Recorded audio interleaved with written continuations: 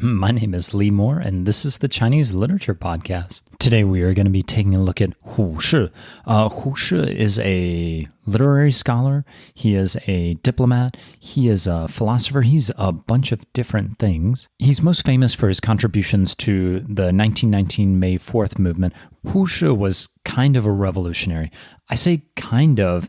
Of the three figures that dominated the revolution in thought that was the May 4th movement, Hu Shi, Lu Xun, and Chen Duxiu, Hu Shi was probably the most conservative of the revolutionaries. And I use the word conservative not in the sense of today's charged political use of it, but in the original sense of the word. He was a conservative because he wanted less change than did his two other companions. Lu Xun, of course, oftentimes he would say things that made it sound like he was wanting to get rid of Chinese society completely. Chen Duxiu was the founder of the Chinese Communist Party. He obviously was quite revolutionary and wanted to get rid of lots of stuff. Who is Hu Shi? So in the early 1910s, Hu Shi was a student. He went to the U.S. on one of the Boxer Indemnity scholarships.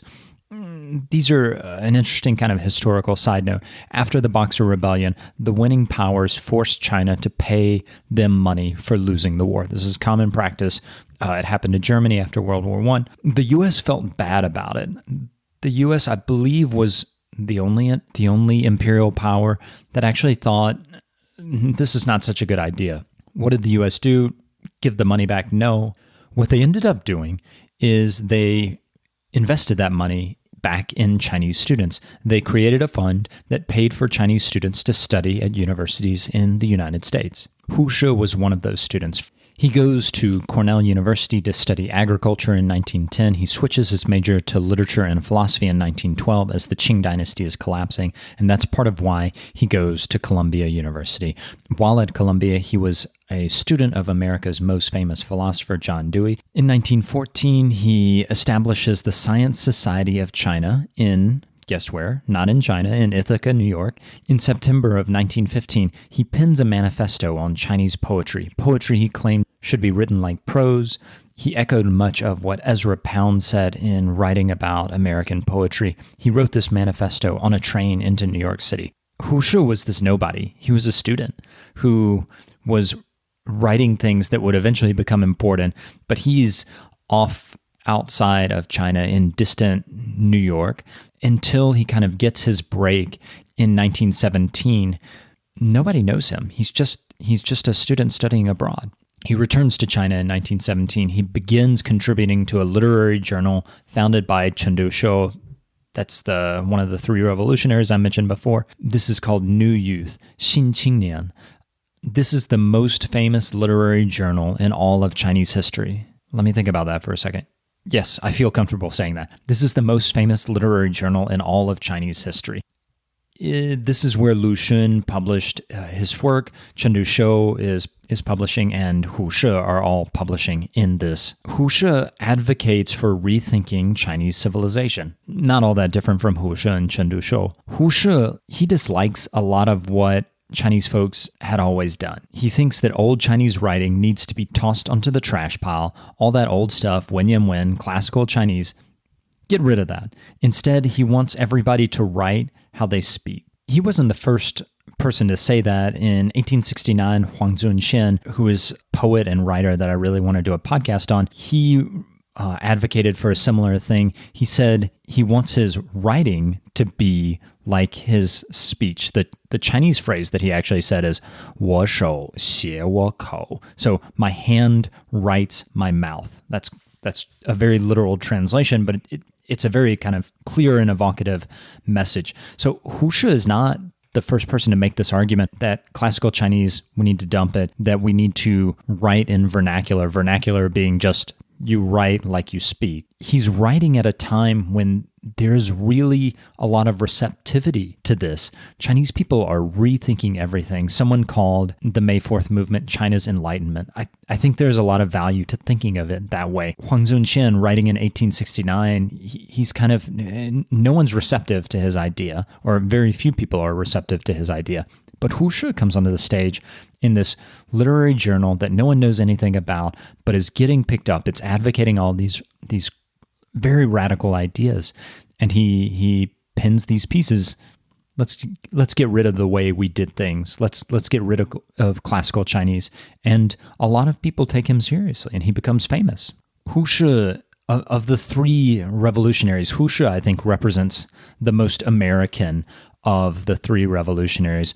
Lu Xun, I think, advocates for this sort of Japanese-Russian tradition in Chinese modern thinking. Hu Shi is very much articulating the more American perspective of China's liberal circles. There are other Chinese folks in this sort of liberal America-oriented tradition. The one that I think of most clearly is Bo Yang, who wrote a book called The Ugly Chinaman. That's his title, not mine. The piece that we are going to look at from Hu Shi today is definitely a part of that tradition.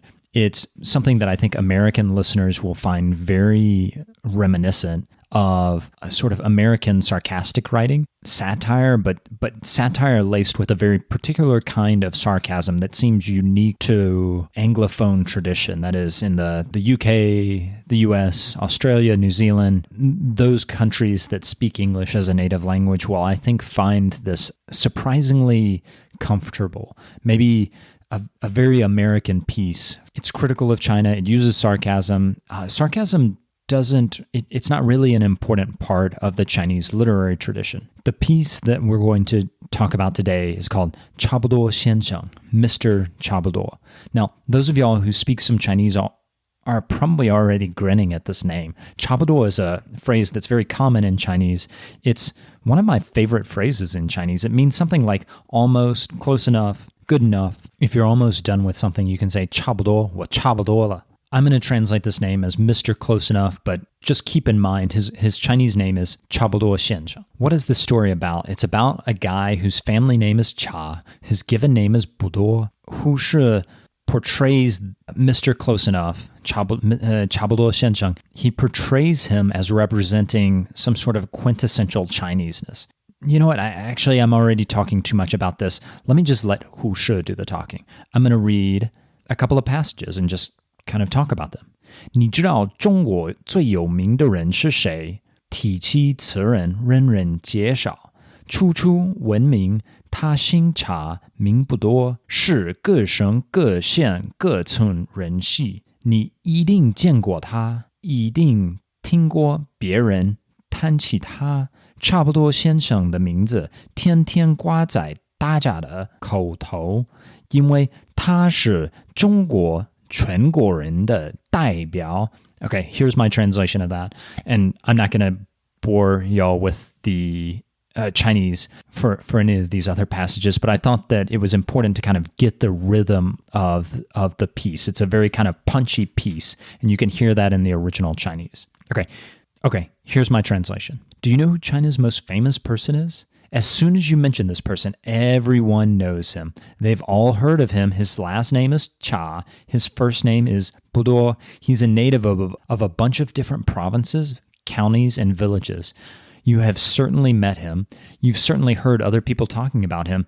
Mr. Close Enough, every day he is on the lips of the people because he is the person who best represents China as a country.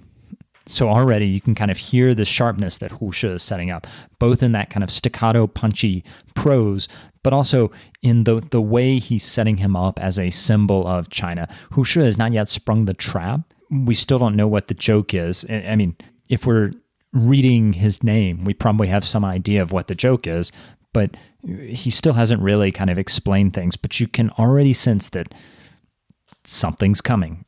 The problem with Mr. 差不多 is, of course, that he's too, 差不多. Everything he does, he's 差不多. Here's a passage. He has a job at a bank or something like that. He keeps making one mistake and not seeing what the big deal is because he's 差不多. Okay, here's my translation of a later passage in this short piece. Afterwards, he did accounting work in a banking house. He could write, he could count, but he could not do it meticulously.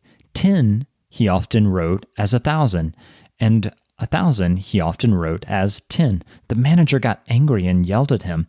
He would just laugh and apologize, saying, 1,000 and 10? There's only one stroke difference in the character. Isn't that 差不多? Isn't that close enough?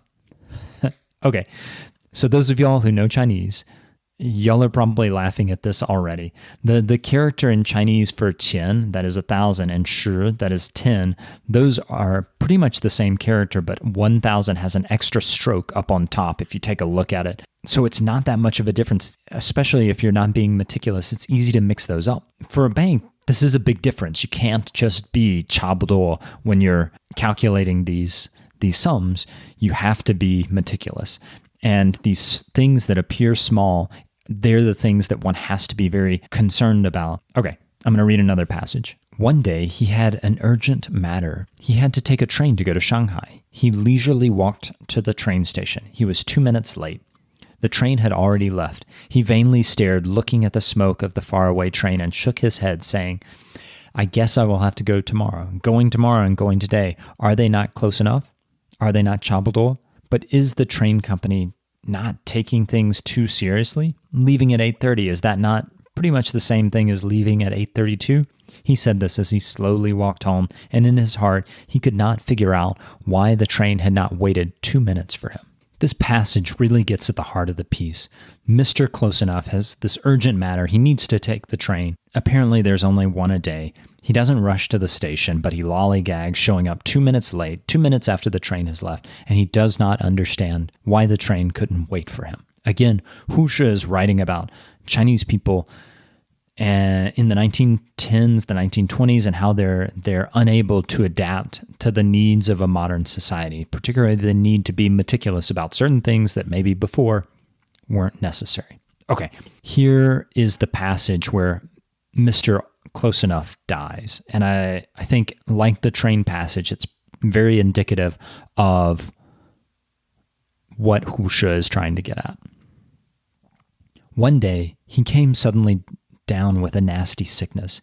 He quickly got his family to go bring Dr. Wang from East Street. The family members rushed, running, and momentarily could not find the Wang of East Street. So he brought the veterinarian named Wang from West Street. Side note, these two Wangs are slightly different characters. They're both common last names in China, though. Okay. Mr. 差不多 was sick in bed, and he knew that they had found the wrong person, but his sickness was severe. His body hurt. He felt anxious. He could not wait, and in his mind he thought, Dr. Wang is close enough to Dr. Wang. Let him do a bit of an exam. Who cares? Then the veterinarian approached his bed, and he tried to cure Mr. Close Enough using methods for curing cows. Within an hour, Mr. Close Enough had breathed his last breath. As Mr. Close Enough was dying, he haltingly said, living people, dead people, aren't they all almost the same? Aren't they all 差不多? Aren't all things 差不多? Why do we need to be so meticulous? When he finished this sentence, he just died. Okay, so this is hilarious. First off, my wife, who's the final editor of this podcast, is a veterinarian, so I'm sure she's grinding her teeth listening to this. But if we take Hu Shi's point, it's pretty funny. Mr. Close Enough needs a doctor. He goes to Dr. Wang over East Street, but he says he's fine with Dr. Wang, the vet from West Street. He gets pumped with cow medicine. It quickly kills him. And at the very end of his life, he's still holding on to this claim that close enough is good enough, 差不多. The last line of the story is haunting, and it gets to the main point of this piece. Here it is. His fame spread far and wide. The more time went on, the bigger that fame became. Numerous people all studied his style. Thus, everybody became Mr. Close Enough. Then, from this, China will become a nation of layabouts. So Hu Shi is criticizing China. He makes it very clear. He's criticizing China for being a nation of Mr. 差不多.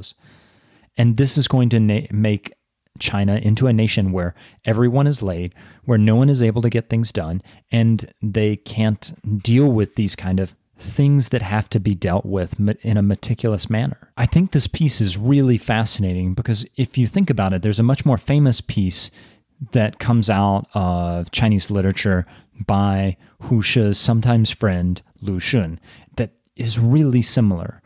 Lu Xun's AQ Zhengzhuang, and Hu Shi's 差不多先生, they're both passages that satirize Chinese society and try to say that the person who they're portraying, their character, is the typical Chinese person. Hu became the most famous character in all of Chinese literature. 差不多先生, Mr. Close Enough, he's not nearly as famous. Much of that comes down to politics. After 1949, Hu Shi lined up with the anti-communist forces in Taiwan. Remember how I said he was a diplomat? So actually, he was the ambassador for China in the UN in the 1950s when Taipei represented China in the UN. In fact, Truman actually asked Hu Shi if he wanted to become the president of the Republic of China. In a meeting at the Plaza Hotel in New York City, Dean Rusk, the Secretary of State under Kennedy and LBJ and an important figure in the Vietnam debacle, was sent by Harry Truman and ask if Hu Shi wanted to become president on June 23rd, 1950. Hu Shi turned it down, saying he did not have the political base to support him. But that still, even though he turned it down, it still shows how important Hu Shi was. It also shows this is a guy who's probably not going to be liked in communist China from 49 to really the late 1970s, when pretty much anyone associated with the pre-communist regime was thoroughly vilified. Hu Shi was no exception. He was largely censored out of the mainland Chinese canon because of this. Today, that's not true. He's kind of been brought back into the official pantheon of Chinese literature in the PRC. This particular piece has a Baidu page, which means Hu Shi is officially recognized, because Baidu kind of is almost an official website. But it's still, I don't think he gets the traction that someone like Lu Xun and Hu, the character, get. And I think that's an interesting comparison.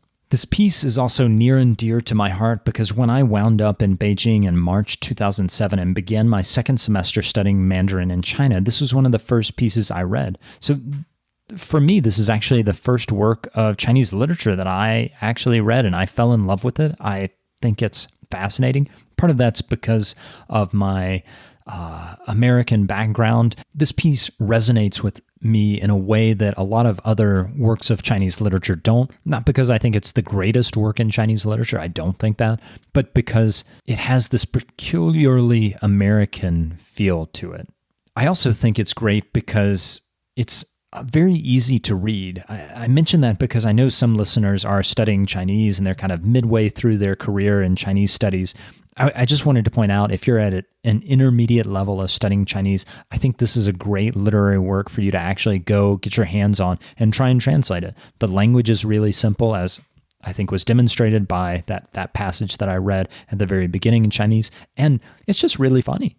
It's a fun piece if you're interested. If you're at intermediate level Chinese, it's really good. I'm going to put the parts of the piece that I translated onto the website. Please check it out. Okay, I guess 我们差不多了. I think that's close enough to the end. Again, it's just amazing how useful that phrase 差不多 is if you're studying Chinese. If you're studying Chinese, memorize this phrase. It's so useful and so much fun. As for today's Chengyu, of course, 差不多 is not a Chengyu, but I'm going to mention a Chengyu that is in this work by Hu Shi. It's yi ming hu. It just means something like one's final breath. It's used in a mocking or joking manner. It connotes something kind of like to kick the bucket. I think that's probably the closest we have in English. If you like what I'm doing, send me an email. Let me know that I'm doing well. If you don't like what I'm doing, send me an email. Tell me how I can improve. ChineseLiteraturepodcast@gmail.com. Also, if you like what I'm doing, check out my Patreon page at Chinese Literature Podcast. My name is Lee Moore, and this is the Chinese Literature Podcast.